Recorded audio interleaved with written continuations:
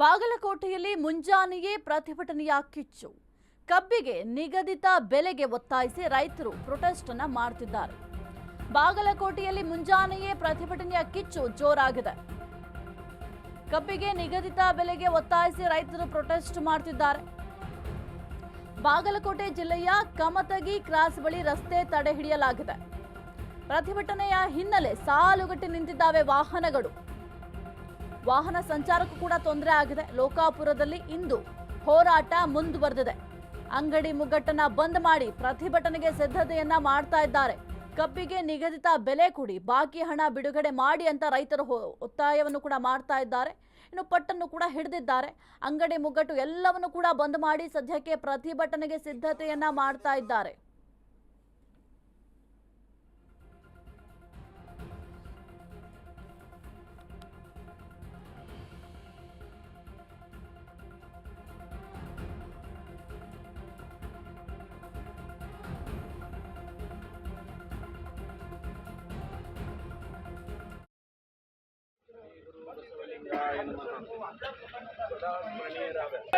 ಎಲ್ಲಿವರೆಗೆ ಹೋರಾಟ?